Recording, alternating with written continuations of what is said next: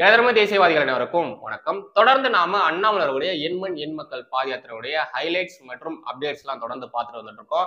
Also நம்மளுடைய சேனல்ல daily affairs எல்லாம் பார்க்கறதுனால நேற்று நடந்த பாதயாத்திரையுடைய ஹைலைட்ஸ் எல்லாம் பார்க்க முடியல. சோ இன்னைக்கு 2 தொகுதியில நடந்த அந்த பாதயாத்திரை பற்றின முழு விவரங்கள் தான் பார்க்க போறோம். லாஸ்ட் வீடியோல திண்டிவனம் பாதயாத்திரையில அண்ணாமலை அவர்கள் திமுகவையும் திமுக பிரமுகர்களையும் செஞ்சாரு பாத்தீங்களா சம்பவம், அந்த சம்பவத்தை பார்த்திருப்போம். இப்ப நம்ம பார்க்க போறது செஞ்சில திமுக எதிராக அண்ணாமலை செய்த சம்பவங்களை தான் பார்க்க போறோம். செஞ்சி பாதயாத்திரை முடிச்ச கையோட அண்ணாமலை வாரணாசிக்கு கிளம்பி போயிட்டாரு. சோ அதனால இன்னைக்கு நடக்க வேண்டிய பாதயாத்திரை ஸ்கிப் ஆயிடுச்சு. அதனால தான் இந்த 2 தொகுதியில் நடந்த பாதயாத்திரையோட ஹைலைட்ஸை நான் இன்னைக்கே போட்டுடுறேன். அடுத்த வீடியோஸ்ல முக்கியமான செய்திகளை குறித்தும் காசி தமிழ் சங்கத்துல நடந்த தரமான சம்பவங்களை குறித்தும் பார்க்கலாம். இப்போ செஞ்சில அண்ணாமலை செஞ்ச தரமான சம்பவங்களை பார்க்கலாம். இங்க சைட்ல போற தயவு செய்து பாருங்க. எவ்வளவு கஷ்டப்படுறீங்க இந்த யாத்திரையை எங்களால் பார்க்க முடியும். ஒரு துணிக்கடையில சேல்ஸ் கேர்ள் சேல்ஸ் பாயாக நம்முடைய சகோதர சகோதரி வேலை பார்க்கறாங்க. காலையில 8 மணிக்கு வந்து நைட்டு 10 மணி வரைக்கும் அவங்க வேலை செஞ்சா அவங்களுக்கு கிடைக்கிற சம்பளம் ஒரு 10,000 12,000. பஜ்ஜி போடக்கூடிய அக்கா அந்த சூடான எண்ணெய்க்கு முன்னாடி 8 மணி நேரம் நின்று பஜ்ஜி போடுவாங்க. அப்பதான் ஒரு பஜ்ஜி 5 ரூபாய் 6 ரூபாய்க்கு விற்க முடியும்.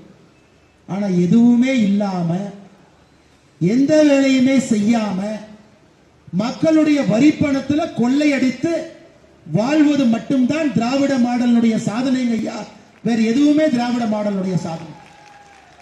ஒரு சின்ன உதாரணம் கொடுக்கறேங்க ஐயா.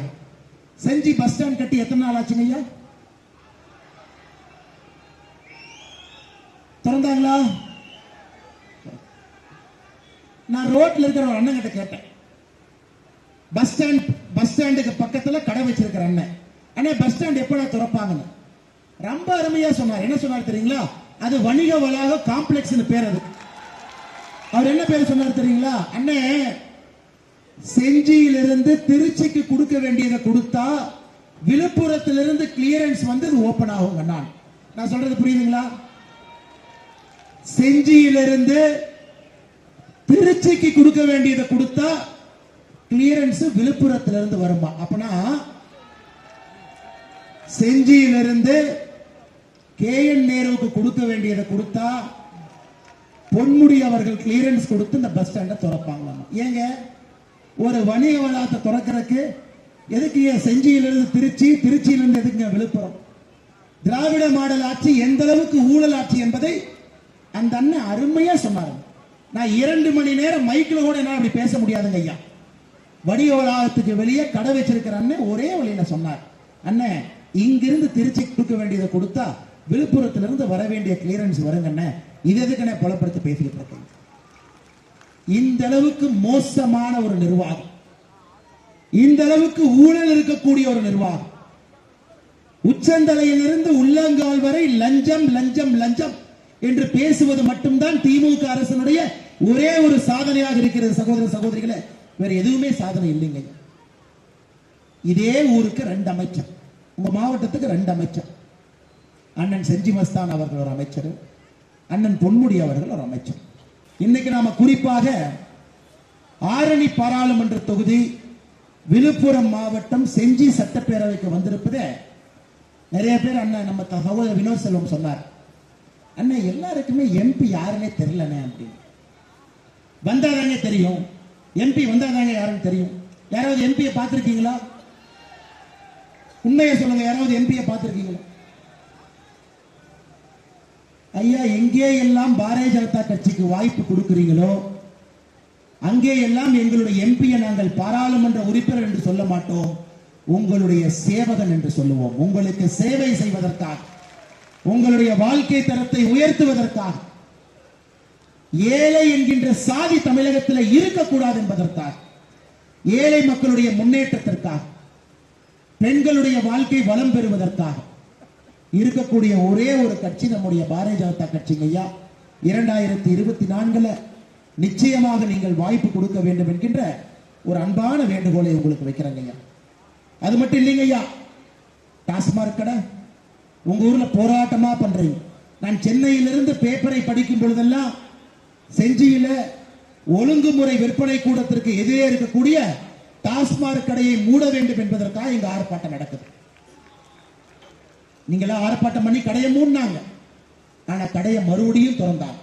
எப்ப திறந்தாங்க? இந்த செப்டம்பர்ல.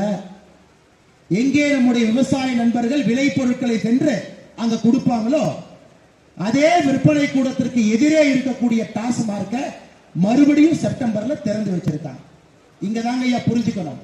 அதே செப்டம்பர்ல சகோதரிகளுக்கு 1000 ரூபாய் உரிமை தொகை வந்துச்சுங்களாங்கம்மா. நீங்க வரலின்னு எம்எல்ஏ கோவப்படுவீங்க. எங்க கேட்டாலும் வரலின்னு தான் சொல்றாங்க. செப்டம்பர்ல மகளிர்களுக்கு 1000 ரூபாய் உரிமை தொகை. அதே செப்டம்பர்ல டாஸ்மாக் கடை திறப்புனா நீங்க நல்லா புரிஞ்சுக்கணும். திமுக காரனை பொறுத்தவரை ஒத்தையிலே கொடுத்து கத்தையிலே எடுப்பவர்கள். ஒரு நோட்டை கொடுத்து 10 நோட்டை உருவாங்க. 1000 ரூபாயை கொடுத்து டாஸ்மார்க்ல எடுத்துக்குவாங்க. இன்னைக்கு திமுக நண்பர்கள் சொல்லுவார்கள், ஐயோ டாஸ்மார்க் மட்டும் மூடிட்டா தமிழகத்திற்கு வருவாய் இழப்பு ஏற்பட்டுவிடும். அன்னையது போய் பாரதிய ஜனதா கட்சி நம்முடைய கொள்கை அறிவிப்பை கொடுத்திருக்கின்றோம். வெள்ளை அறிக்கையாக மாண்புமிகு ஆளுநர் கொடுத்திருக்கும். கள்ளுக்கடையை திறந்து வச்சா ஐயா பனைமரத்தையும் தென்னை மரத்தையும் அதுல வரக்கூடிய பொருட்களை முழுமையாக பயன்படுத்தினால் 1,00,000 கோடி ரூபாய் தமிழக அரசுக்கு வருமானம் வருங்க ஐயா. 1,00,000 கோடி ரூபாய். 300 பக்கம் இருக்கக்கூடிய அறிக்கையை ஆளுநர் கொடுத்திருக்கோம். எப்படி அந்த வருவாயை கொண்டு வருவது? திமுக சொல்லுகின்ற டாஸ்மாக் வருவாய் என்பது அவர்களுடைய எம்பிக்கள் எம்எல்ஏக்கள் நடத்தக்கூடிய சாராய ஆலைக்கு வரக்கூடிய வருமானம். TR பாலு அவருடைய சாராய ஆலைக்கு வரக்கூடிய வருமானம், ஜெகத் ரட்சகன் அவருடைய சாராய ஆலைக்கு வரக்கூடிய வருமானம். அதற்காக மட்டும்தாங்க ஐயா டாஸ்மாக் திறந்திருக்கு. இவர்கள் டாஸ்மாக் திறந்து வைப்பது மாநில அரசுடைய வருவாயை பெருப்பதற்காக. பாரதிய ஜனதா கட்சி நாங்கள் ஆட்சிக்கு வந்தால் கட்டாயமாக டாஸ்மாக் எடுத்துருவோங்க. அதே நேரத்தில் யாராச்சும் குடிக்கிறவங்கள கையை பிடிச்சு குடிக்காதீங்கன்னு நாங்க சொல்ல போறது கிடையாது. அது உங்களுடைய தனிப்பட்ட விருப்பம். அதற்குத்தான் கள்ளுக்கடைகளை திறக்க போகின்றோம். இது நாம சொல்லிங்க. நீதிபதி சிவசுப்பிரமணியம் அவர்களை கலைஞர் கருணாநிதி அவர்கள் அறிக்கை போட்டார். அவர்கள் போட்ட குழுல நீதிபதி சிவசுப்பிரமணியம் சொல்றாங்க, ஏங்க டாஸ்மார்க்ல குடிக்கிறதெல்லாம் கெமிக்கல், அதை குடிச்சு சாகருக்கு கள்ளுக்கடையை திறக்கலாமேன்னு கலைஞர் அவர்கள் போட்ட குழுவினுடைய அறிக்கையை சமீபத்தில் முதலமைச்சர் பிப்ரவரி மாசத்துல சேலம் போனாருங்க. நல்ல ஆர்ச் இருந்தது, பின்னாடி ஆர்ச். அது பாத்தீங்கன்னா சேலம் மாடர்ன் தியேட்டர். அவங்க யாருன்னாங்க ஐயா, புரட்சி தலைவர் புரட்சி தலைவி NT ராமாராவ், கவியரசர் கண்ணதாசன் அவர்கள்லாம் வச்சு படம் எடுத்தவங்க சேலம் மாடர்ன் தியேட்டர். முதலமைச்சர் போய் ஒரு செல்ஃபி எடுத்தார். நல்லா இருக்கேன் நிறைய வளரும். பின்னாடியே திமுக காரன் போனான். அண்ணே இதை எங்களுக்கு கொடுத்துருங்க, நாங்க தான் வச்சுக்குவோம், கலைஞருடைய திருவுருவத்தை இங்க வைக்க போறோம். அதற்கு நாங்க அறிக்கை கொடுத்தோம் பிஜேபியிலிருந்து. ஏங்க கலைஞர் எங்கெல்லாம் தமிழ்நாட்டில் நடந்து போனாரோ எல்லா இடத்துலயும் அவருடைய ஒரு திருவுருவ சிலையை வச்சா எப்படிங்க அரசு நடத்துறது? அதனால இன்னைக்கு முதலமைச்சர் எங்கேயாச்சும் செல்ஃபி எடுத்தாருன்னா கொஞ்சம் கவனமா இருக்கு. பாரதிய ஜனதா கட்சியினுடைய போராட்டத்திற்கு பிறகு தமிழக அரசு அங்க இடத்தை எடுக்க போறது இல்லை, அங்க நாங்க திருவுருவ சிலையை வைக்க போவதில்லை நேற்று அறிக்கை கொடுத்திருக்கிறாங்க. அதனால் சகோதர சகோதரிகளை ஒரே ஒரு வேண்டுகோள் உங்க சார்பா திமுக, திரும்ப திரும்ப பேரறிஞர் அண்ணா உங்க பேரை வைக்கிறேன். பேரறிஞர் அண்ணாவின் மீது மதிப்பும் மரியாதையும் இருக்கு. எத்தனை முறை அவங்க பேரை வைப்பீங்க? கலைஞர் கருணாநிதி அவங்க பேரை எத்தனை முறை வைப்பீங்க ஐயா? பஸ் ஸ்டாண்டை திறந்தா அவங்க பேர், காலேஜ் திறந்தா அவங்க பேர், ரோட்டை திறந்தா அவங்க பேரு.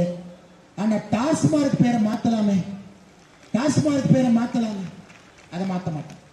எங்களுடைய பாரதிய ஜனதா கட்சி ஆட்சிக்கு வந்தால் எல்லா ஊரில் இருக்கக்கூடிய எல்லா பேரும் உங்களுடைய மண்ணின் மைந்தர்களுடைய பேரு தாங்க அங்க இருக்கு. எங்க கட்சி தலைவர் பேரே இருக்காது. ஏன்னா மோடியே அவர் பேரை வைக்க மாட்டார். மோடி ஐயாவே பிரதம மந்திரி திட்டம் தான் வைப்பார். மோடி ஐயாவே அவர் பேரை வைக்க மாட்டார். சோ பாரதிய ஜனதா கட்சியில எங்கேயுமே நம்முடைய தலைவர்கள் பெயர் இருக்காது. தமிழகத்தில் ஒரு இடத்துல இருக்கக்கூடிய பேருந்து நிலையம், அரசு கலைக்கல்லூரி, அங்க இருக்கக்கூடிய ரோடு, மேம்பாலம் எதுவாக இருந்தாலும் கூட உள்ளூர் மண்ணின் மைந்தர்களுடைய பெயரை தாங்கையாக.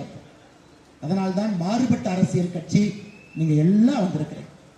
2 மணி நேரம் தாமதமாக இந்த யாத்திரை ஆரம்பித்தாலும் கூட எங்களோடு நின்று கொண்டிருக்கின்றனர். அதற்கு உங்கள் அனைவருக்கும் நன்றி பாராட்டி கடைசியா சொன்ன பாயிண்ட் இருக்கு பாத்தீங்களா, அது ரொம்ப ரொம்ப முக்கியமானது, ரொம்ப ரொம்ப முக்கியமானது. ஏன்னா நீங்க தமிழகத்துல எங்க பார்த்தாலுமே அரசாங்கம் கொடுக்கக்கூடிய திட்டங்கள்ல கண்டிப்பா கலைஞருடைய பெயர் இருக்கும். அப்படி இல்லைன்னா அதிமுக தன்னுடைய பெயர் இருக்கும். இவங்க 2 பேரை தான் மாத்தி மாத்தி இங்க ஆட்சி செஞ்சுட்டு வந்துட்டு இருந்தாங்க. ஸோ எந்த இடம் பார்த்தாலும் ஒண்ணு எம்ஜிஆருடைய பெயர் இருக்கும், இல்லைன்னா ஜெயலலிதாவுடைய பெயர் இருக்கும், அப்படி இல்லைன்னா கலைஞர் கருணாநிதியோட பெயர் இருக்கும், இல்லைன்னா பேரறிஞர் அண்ணாவுடைய பெயர் இருக்கும், இல்லைன்னா தந்தை பெரியார் இவருடைய பெயர் இருக்கும். இவங்க 5 பேருடைய பெயர் மட்டும்தான் இருக்குமே தவிர வேற எந்த தன்னுடைய பெயரும் உங்களால தமிழகத்துல பார்க்கவே முடியாது. இத்தனைக்கும் அவங்க யாருமே அவங்களுடைய சொந்த காசை வச்சுட்டு சொந்த காசை செலவு பண்ணி இது மாதிரி விஷயங்கள் மக்களுக்கு தேவையான விஷயங்கள்லாம் அவங்க செய்யல. எல்லாமே மக்களுடைய வரி பணத்துல இருந்து வரக்கூடிய பணத்தை வச்சுட்டு தான் இந்த விஷயங்கள் எல்லாமே செய்யறாங்க. இருந்தாலும் அவங்களுடைய பெயரை தான் அவங்க வைக்கிறாங்க. இப்போ கூட இந்த 1000 ரூபாய் மகளிர் உரிமை தொகை சொல்லிட்டு ஒண்ணு கொடுக்குறாங்க பாத்தீங்களா, அது கூட பாத்தீங்கன்னா கலைஞரின் மகளிர் உரிமை தொகை சம்திங் அது மாதிரிதான் ஏதோ ஒண்ணு வருது.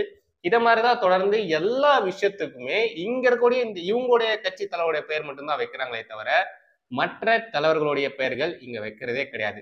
இவங்க எல்லாருமே மோடி அவர்களை கிரிட்டிசைஸ் பண்ணுவாங்க. மோடி அவர்கள் பாருங்க அப்படி பண்றாரு இப்படி பண்றாருன்ட்டு. மத்திய அரசனுடைய திட்டங்களுடைய பெயர்களை பாருங்க, பிரதான் மந்திரி அப்படின்ற மாதிரி தான் ஆரம்பிக்கும். ஓகேங்களா, நரேந்திர மோடின்ற மாதிரிலாம் ஆரம்பிக்காது. பிரதான் மந்திரின்னு ஆரம்பிக்குமே தவிர நரேந்திர மோடினோ அடல் பிஹாரி வாஜ்பாயினோ இல்லைன்னா அத்வானினோ இல்லைன்னா மற்ற பாஜக தலைவருடைய பெயர்களை சொல்லியோலாம் இங்க எந்த ஒரு திட்டமும் அனௌன்ஸ் பண்றது கிடையாது. முழுக்க முழுக்க பிரதான் மந்திரி. நாளைக்கு வேற யாராச்சும் பிரதமர் ஆனாலும், அண்ணாமலை அவர்கள் நாளைக்கு பிரதமர் ஆனாலும் அவரும் அப்ப என்ன பண்ணுவாருன்னா பிரதான் மந்திரி அப்படின்னு ஸ்டார்ட் ஆகிற மாதிரிதான் அந்த திட்டத்தோட பெயர் வைப்பாங்களே தவிர இங்க இருக்கக்கூடிய இந்த திராவிட கட்சிகள் பண்ற மாதிரி கலைஞரின் மகளிர் உரிமை தொகை, ஜெயலலிதா அவர்களுடைய அந்த அம்மா உணவகமா சம்திங் ஏதோ ஒன்று இருந்தது பாருங்க, அம்மா உணவகம், இத மாதிரிலாம் யாரும் பண்ண மாட்டாங்க, யாரும் வைக்க மாட்டாங்க. இது எல்லாமே தமிழகத்துல நடக்கிற விஷயங்கள் மட்டும்தான். ஒரு 3 பாயிண்ட்ஸை மட்டும் நோட் பண்ணி வச்சிருக்கேன். அதை பத்தி பார்த்துட்டு இந்த வீடியோ முடிச்சுக்கலாம். ஃபர்ஸ்ட், திராவிட மாடலுடைய சாதனை என்ன அப்படிங்கிறத அண்ணாமலை அவர்கள் சொல்லி அந்த திராவிட மாடல்னா என்ன அப்படிங்கிறத அண்ணாமலை அவர்கள் விளக்கி இருந்தாரு.